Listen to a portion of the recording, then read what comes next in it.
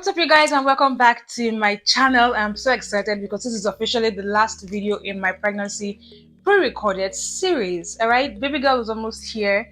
Today is in fact my EDD, right? And I have started noticing some signs that labor is about to come, right? So it just feels appropriate to film this video and wrap up this series. All right, but before I go ahead, an introduction. If this is the first time you're seeing me on your screen or the first time you're on my channel, my name is Uchechi and I'm a content creator and digital marketing consultant. This video is part of a series that I recorded while I was still pregnant, right, to talk about different aspects of my pregnancy to help other first-time moms to be. All right, so in today's video I'll be sharing 5 resources that helped me during my pregnancy, and the first one, in no particular order, is the What to Expect app, right? So I found out about this app later on in my pregnancy. I think this was like my second trimester ish, right? Before then I was using the Flow app. Now a lot of you might know the Flow app is like our period tracker app, right?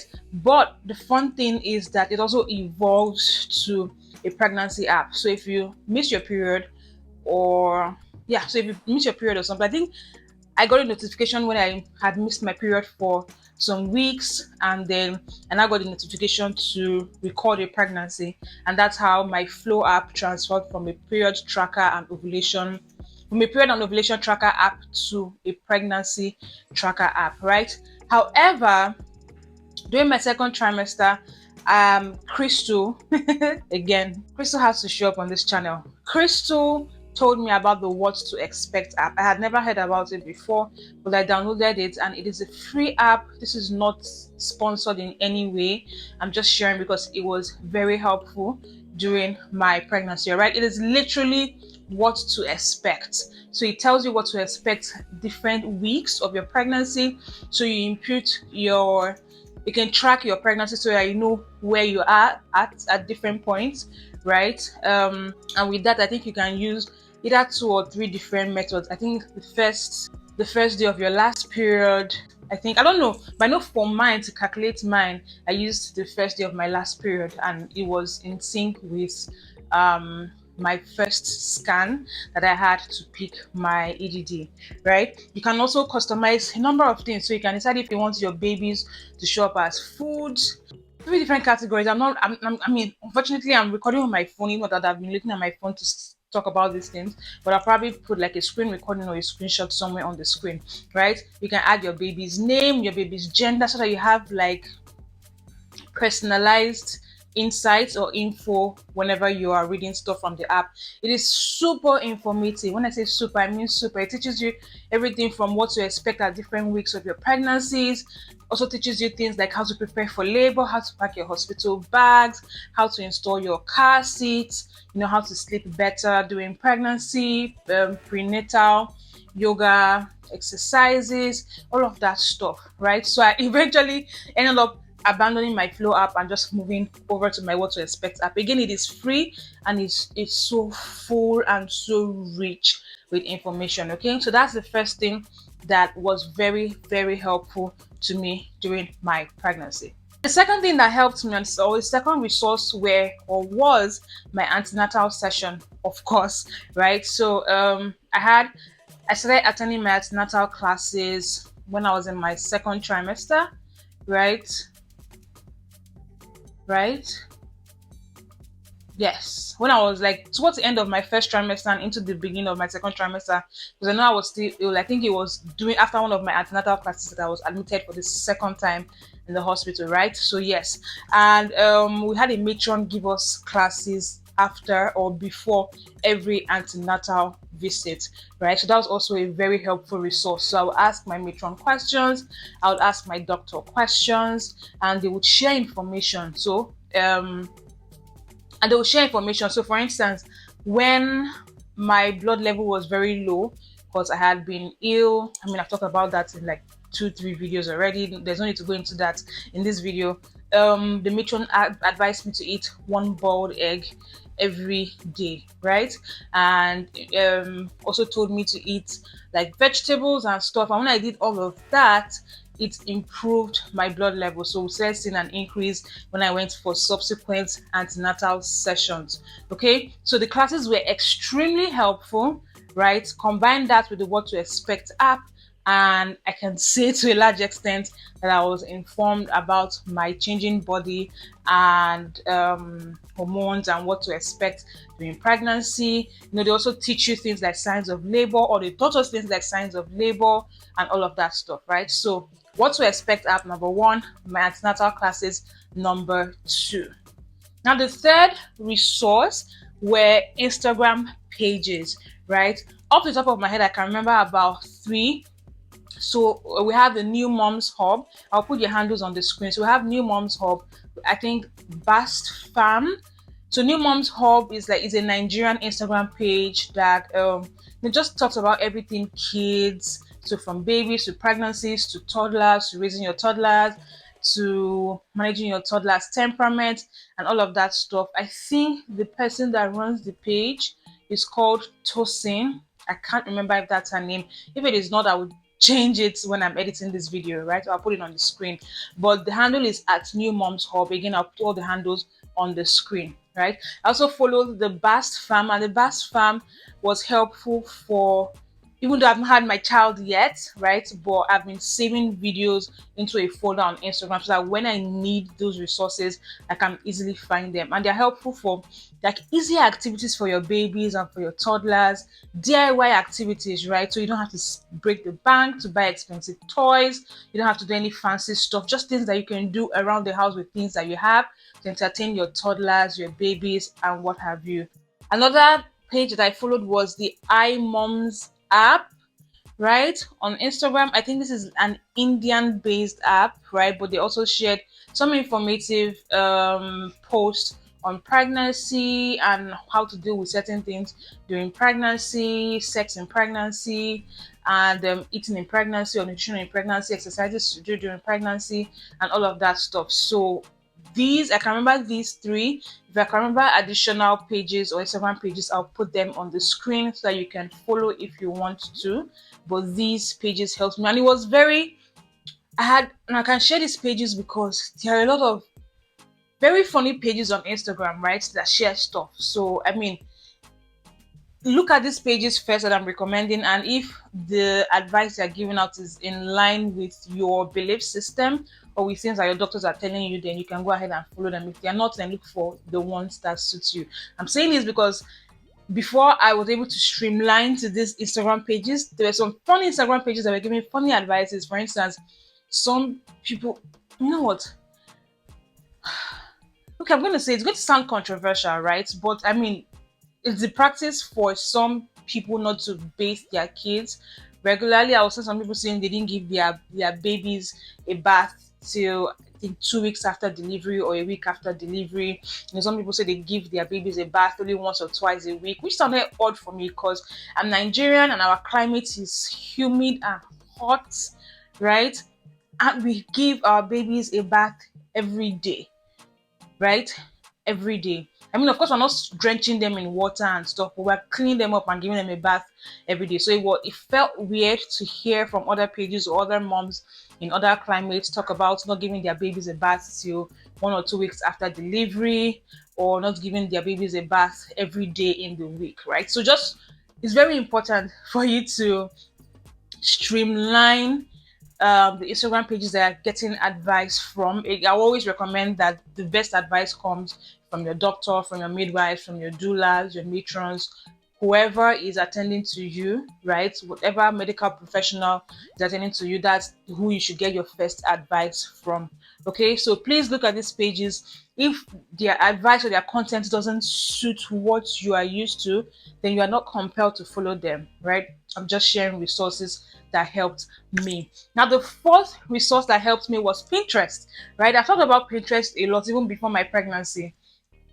I feel like Pinterest is not very popular with us here in Nigeria, but I find that it's very helpful. I use Pinterest for a lot of things, right? So for decor ideas, for meal ideas, for smoothie ideas, for smoothie combinations, for a lot of things. And in my pregnancy, I used Pinterest for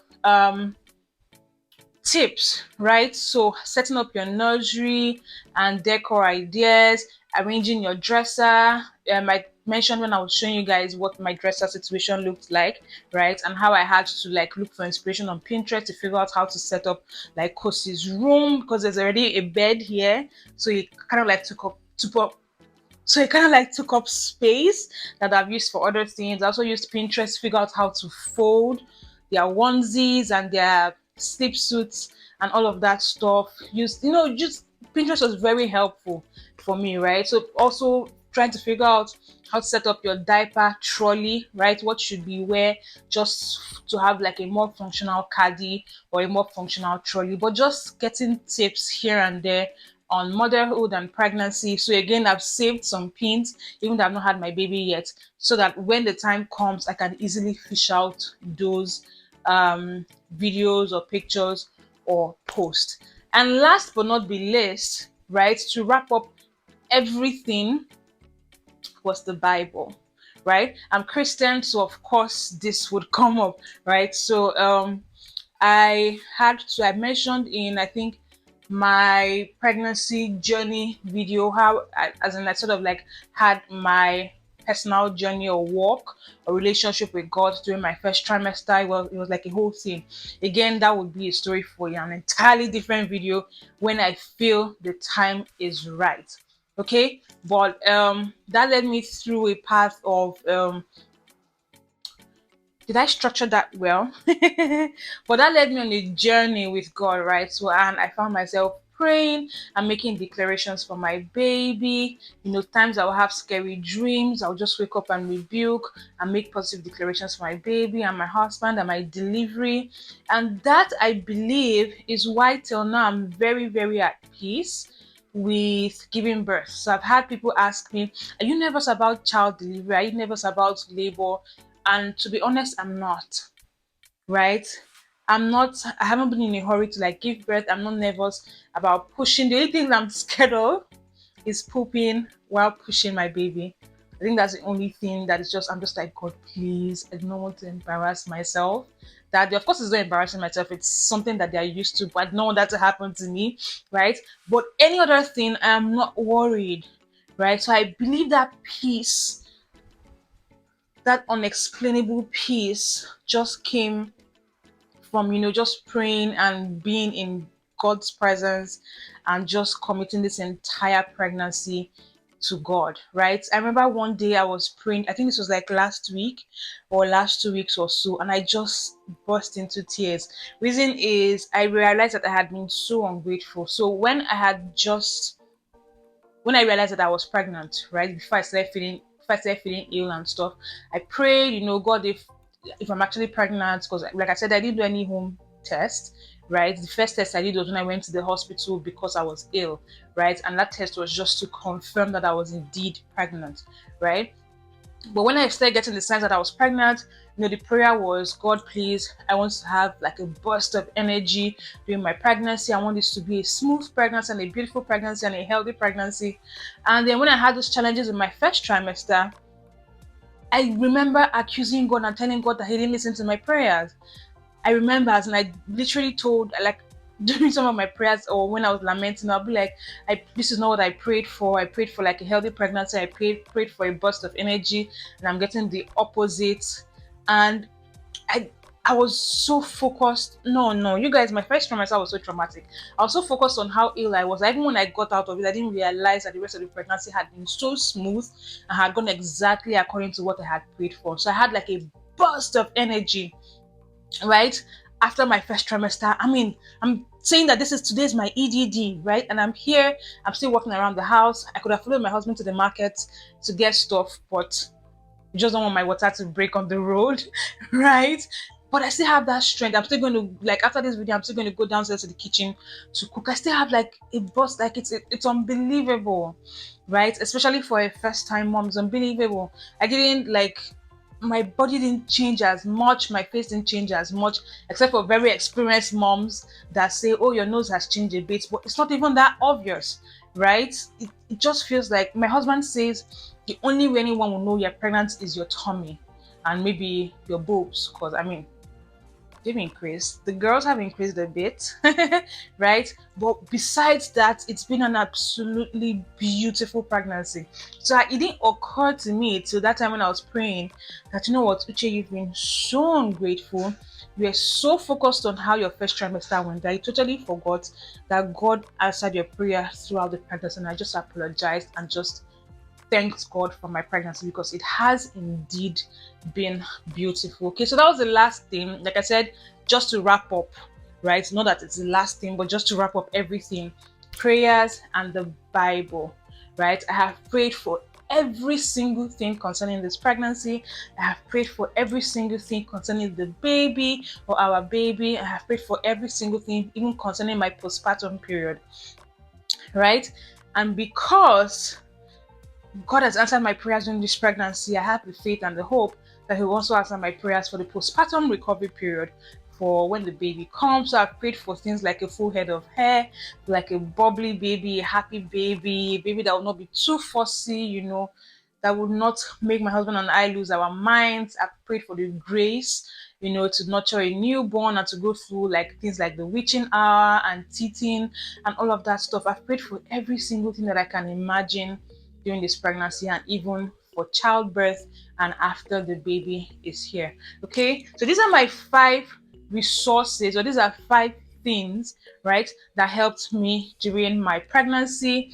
And I hope you can pick like 1 or 2 things that will also help you during your pregnancy journey. Okay, and that is the end of this video. I hope you guys enjoyed this series, right? I hope you guys enjoyed watching the videos in this series as much as I enjoyed recording and editing them, right? And the next video you guys would see would be a real-time video, right? So my baby would be here, and yeah, I'll just get back to regular programming. So thank you so much for sticking around with me from the beginning of this series till this moment. If you're not yet subscribed to the channel, please hit the subscribe button, like this video if you enjoyed it, and share with any first time mom to be that you believe would find this helpful. And I would see you in my next video. Till then, stay safe, stay fabulous, stay blessed. Goodbye, guys.